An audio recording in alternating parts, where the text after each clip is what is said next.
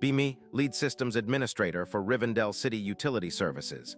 My domain, keeping the water flowing, the sanitation managed, and most critically, the billing systems online for a city of nearly 250,000 people. My daily grind involves stable servers, secure networks, and meticulous adherence to protocols. I manage the core application, AquaServe, which handles all customer accounts and payments.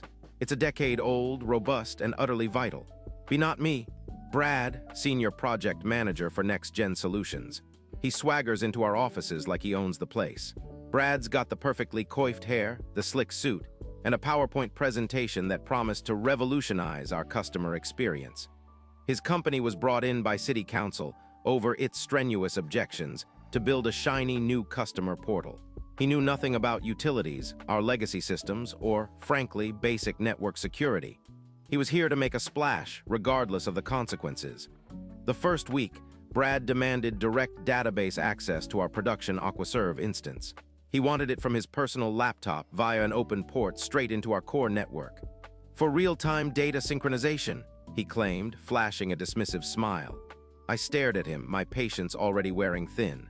I explained, very calmly, about data integrity, personally identifiable information, the payment card industry data security standard, and the numerous compliance regulations specific to utility operations.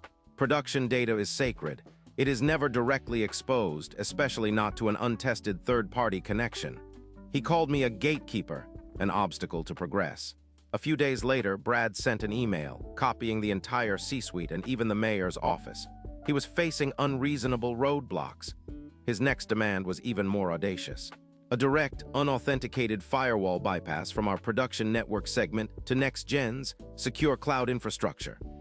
I outlined, yet again, our zero-trust architecture, the concept of network segmentation, and the very real threat vectors his proposed bypass would create.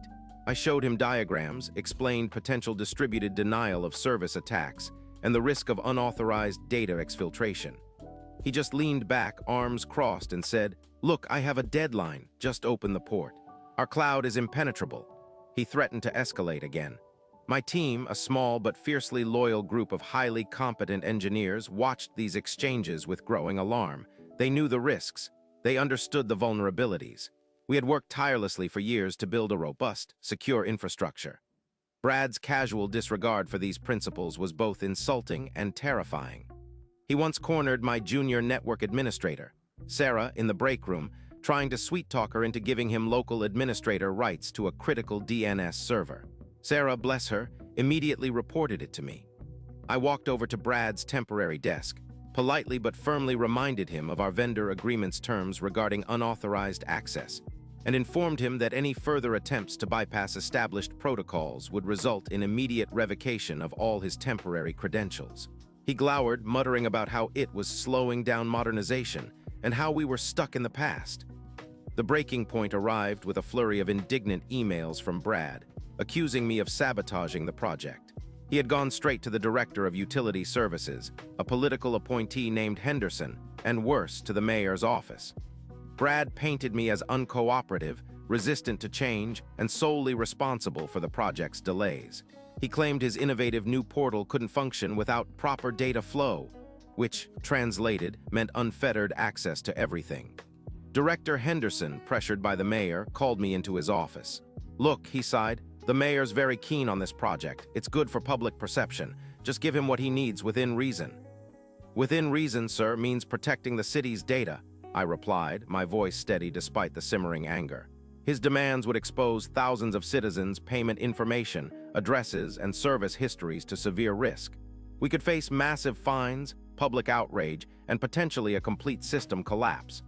Henderson waved his hand dismissively. "Just grant him limited admin privileges for monitoring on the integration server, and open that firewall port temporarily just for the initial data sync. We need to show progress." I pushed back. "Sir, even temporary direct access for a two-way sync, bypassing our secure staging environment and existing extract, transform, load processes, is incredibly dangerous. AquaServe was never designed for that kind of real-time external write access. It will lead to race conditions, data corruption, and quite possibly a total system failure." Brad, who had been brought into the meeting, scoffed. This is old-school thinking. Our cloud-based API handles millions of transactions. Your legacy system is the problem, not our cutting-edge solution. Henderson looked at me, his gaze firm. Do it. I'm ordering you. We need this integration to happen, and we need it to happen now. Any further obstruction will be considered insubordination. My heart sank, but my mind clicked into a different gear. I had explicitly warned them. I had documented my warnings, and now I had been given a direct executive order to proceed against my professional judgment. Understood, Director, I said, a dangerous calm settling over me. I will comply with your directive. However, I want a formal email confirming this order, explicitly detailing the temporary firewall bypass and the granting of administrator-level access to next-gen solutions on the integration server, along with my documented warnings regarding the associated risks. Henderson, eager to move on, quickly agreed. The moment I left that meeting, I went into read-only mode, but with extreme prejudice. My plan, forged in the fires of righteous indignation and professional integrity, began to unfold. Every single interaction with Brad and Director Henderson became a meticulously documented event. I saved every email from Brad demanding direct access, noting the timestamps and the increasingly aggressive tone. I immediately drafted an email to Director Henderson, reiterating my concerns about the forced firewall bypass and direct production database access, citing potential data corruption, and then, crucially, confirming my compliance based on his direct order. I requested his formal email back, which he grudgingly sent, reiterating his directive. Every single change I made was logged, photographed, and witnessed.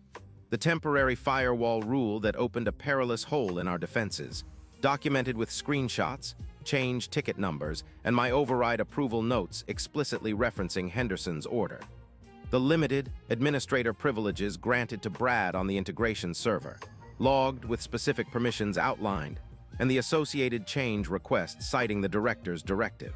I pulled out our Rivendell City Utility Services Employee Handbook and cross-referenced the section on insubordination with IT security best practices and data handling policies. I found the specific clauses in Next Gen Solutions contract regarding data integrity, unauthorized system modifications, and change management protocols. Every loophole, every potential avenue for blame to be shifted onto me was systematically walled off with an unassailable paper trail. I wasn't just documenting Brad's actions, I was documenting my warnings and the orders to ignore them. I knew AquaServe was stable. I knew it could handle its normal load.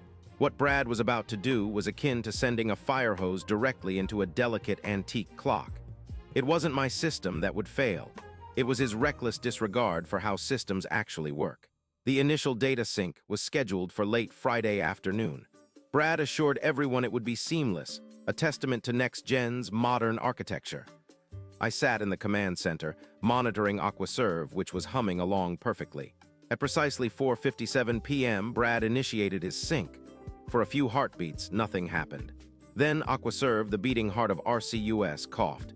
Its transaction logs began to flood with errors. Customer payment attempts started failing outright. Account balances flickered erratically, some showing 0, others impossible values. Service requests, which normally flowed into our dispatch system, simply vanished into the digital ether. Then came the red alerts, critical database corruption detected. AquaServe went into read-only mode, attempting to self-preserve.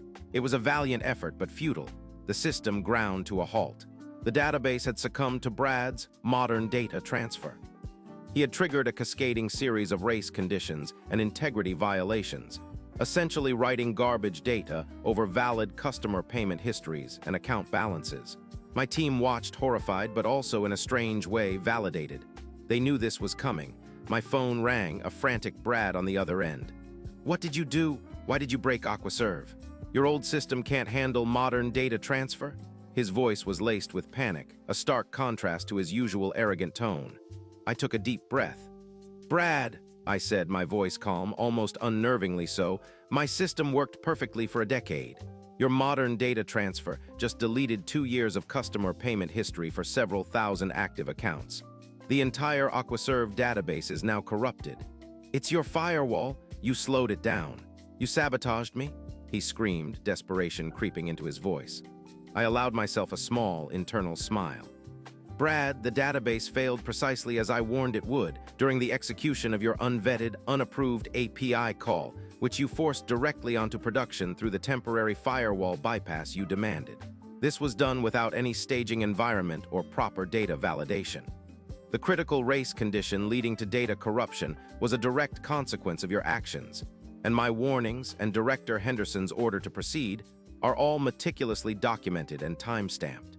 It is not my firewall nor my system that is at fault. The line went silent, then he hung up. The immediate aftermath was spectacular chaos. Customers couldn't pay bills, couldn't access their accounts, couldn't even report a broken water main. The phones at RCUS switchboard lit up like a Christmas tree, then promptly crashed under the load. Emergency measures were initiated, diverting essential calls to a skeleton crew and informing the public of a major system outage. By the time the emergency meeting was called that Friday evening, attended by Director Henderson, the mayor, the city attorney, and even the stunned CEO of Next Gen Solutions, the gravity of the situation was undeniable. I walked into the conference room, my binder in hand. Inside, neatly tabbed and cross-referenced, was the entire damning history. Printouts of Brad's emails, my formal warnings to Director Henderson, Henderson's emailed directive confirming my compliance, screenshots of the firewall rule changes approved under duress, detailed logs of Brad's access on the integration server, and the next-gen contract clauses he had violated. The city attorney's eyes widened as he flipped through the pages. The next-gen CEO, a portly man who had looked so smug just hours earlier, visibly paled. I presented the facts, calmly and concisely. This catastrophic failure was a direct result of Next Gen Solutions' employee, Brad, demanding and executing an unapproved, insecure, and ultimately destructive direct API integration into our production Aquaserve database, against the explicit technical warnings of the IT department, and only proceeded with under direct executive order. I pointed to the relevant documents. The cost of data recovery, the potential legal liabilities from data loss, and the damage to public trust will be substantial. The evidence was irrefutable. Brad was fired on the spot by his own CEO, who was practically begging for mercy from the mayor and city attorney.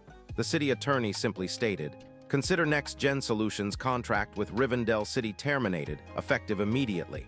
Expect a formal letter outlining the damages and intent to sue by Monday morning." Update 2 weeks later.